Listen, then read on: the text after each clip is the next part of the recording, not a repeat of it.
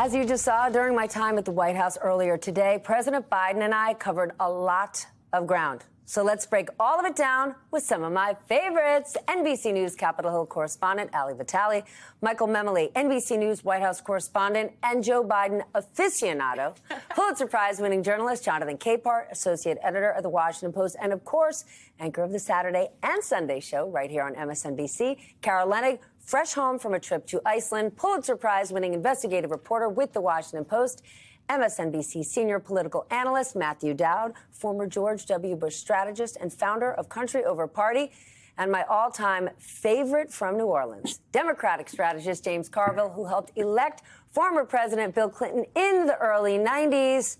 Okay, I just want to go around the horn. Mr. Carville, you have been in politics for decades and decades. You just saw President Biden make his first public case for re-election. What'd you think? Well, first of all, I want to be on this momentous night that you had that interview, but I just have to say I'm a little nervous because Ali is a former student of mine. So if I don't choke up, I'm trying to hold the tears back a little bit. First of all, I thought it was a very good interview, and I was glad to see that you dwelled on this debt limit because their motto right now seems to be, we're trying to wreck this economy, stupid. I mean, we had these marvelous job numbers today with good income growth.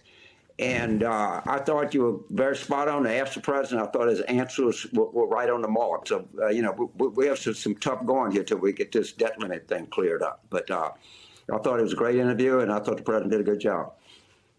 Carol? Well, as an investigative reporter, I was very pleased to see you ask the question, what company is looking for an 82-year-old CEO? And let me just be clear. I'm not trying to be ageist. Right? No. If you look at most companies in corporate America, they force board members into retirement, right? And whether or not that's good or bad, that is what our reality is. And you have to get elected in reality. Absolutely. As a Washington Post editor, you're supposed to leave at 65, and many other institutions have the same rule. I was glad you asked the question because people get nervous about being accused of being ageist for asking a hard question. But I have to say, I heard Biden give an answer tonight that I hadn't heard him give before, which was the wisdom word, the W word. And it was probably one of the more striking parts of his interview. It was the most solid and clear in terms of making a case for why I'm the most experienced and I can do this job. And on that point, he's not wrong. He has a lot of experience compared to other people in the field. Mr. Capehart? I thought the president was solid after the first answer. The answer on infrastructure was not it just wasn't good. Everything after that was terrific. And I agree with James that his comments on debt ceiling, it seemed to me that's what he really wanted to talk about. He wanted to talk about that. And his message is clear. I loved your question about the 14th Amendment. And I highlighted this, hasn't gotten there yet. But it's not off the table. It's not off the table, which I thought was interesting. The other thing, though, is he also made it clear that he's willing to negotiate in detail on the budget. The president's sort of previewing what my end-of-show commentary is going to be on Sunday, which is these jokers need to when they meet on Tuesday, they need to come to an agreement.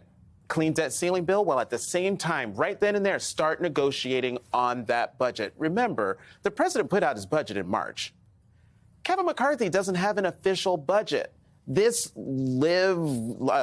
Growth Strength Act, this debt ceiling thing is masquerading as a budget with all those cuts.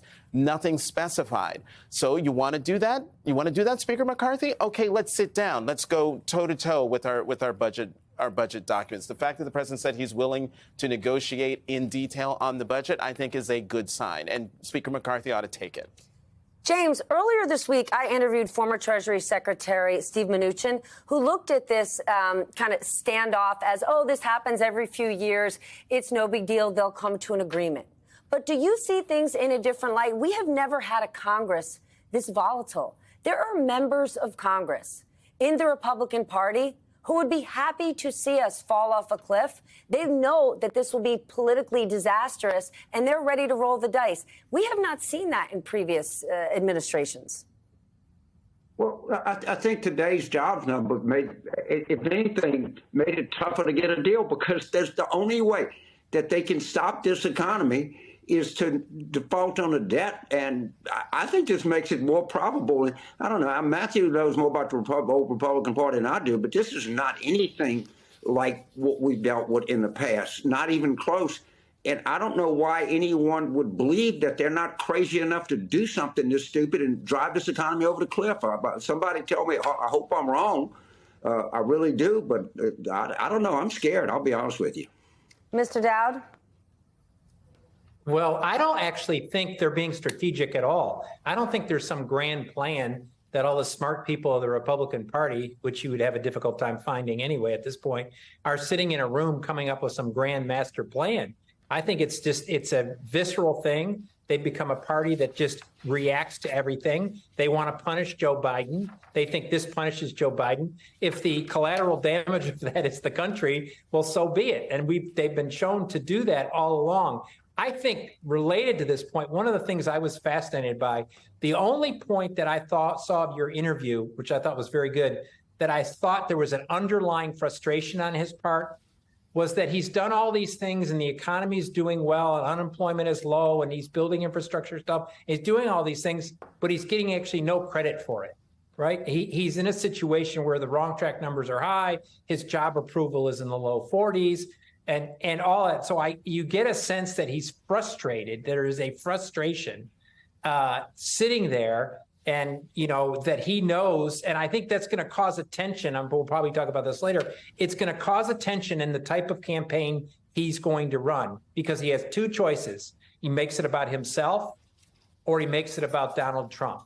And I think right now the path to victory of him, as you reach at the end, is for him to explain how everything is different between him and Donald Trump. But he is frustrated. You can tell he's frustrated. He's not getting the credit he thinks he deserves. Tulane University's finest, Ali Vitale. What do you think? I agree with everything my former professor said. No, but really, I do think the one thing, Matthew says no one's sitting in a room with the Republican Party and trying to figure out what they want here. Actually, that's not true. Senator Rick Scott, members of the House Freedom Caucus, Senator Mike Lee, a bunch of them did sit and have dinners together over several weeks to figure out just how far to the right they could push the bill that ultimately got voted through a week and a half ago. Kevin McCarthy doesn't actually have to pull that rabbit out of his hat again, especially because if they do go to the White House and no one wants to move the goalposts ahead of this Tuesday meeting, every source that I talk to on the Hill is very strong in their posturing right now. But there is a world in which when moderate Democrats in the House feel that the White House has come to a place that they think is okay on this, they can be the ones that provide the votes in this House very weird majority to allow this not to be an unprecedented crisis. I'm skipping ahead several, loop-de-loops that we're going to do on this highway of chaos, but I do think that we could end up there just as easily as we could end up, like Professor Carville is saying, which is in a very scary place that we've never been before. I'm an optimist, a glass half full kind of gal. I like to think that that's the world that we could go into, but I listen to a lot of nervous sources all day on the Hill, too. There are two pillars of President Biden's reelection campaign. The first is what we saw in that announcement video. It's Trumpism. It's the scenes of January 6th. It's this idea that going back to Trump or a candidate like Trump is going to put the character of this country and our freedoms at risk. The second pillar is what the president should have wanted to talk more about, to Jonathan's point, his economic accomplishments. That's going to be what he actually campaigns on day to day. Where is the linkage between the two? It's the fact that, and you saw the president, he agreed with you. There are Republicans in the House the MAGA Republicans, as the president calls them, who would be perfectly happy to tank the economy, knowing that that's one of his chief accomplishments, potentially, to deprive him of that success. And so one of the things, 12 years ago, Vice President Joe Biden was sitting in a room with Eric Cantor, with his former Republican colleagues in the Senate, trying to find a solution to that debt ceiling standoff.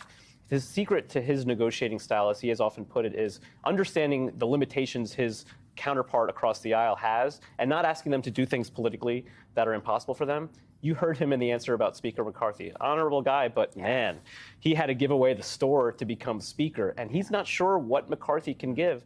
And that's why he had to say the 14th Amendment is he's not there yet.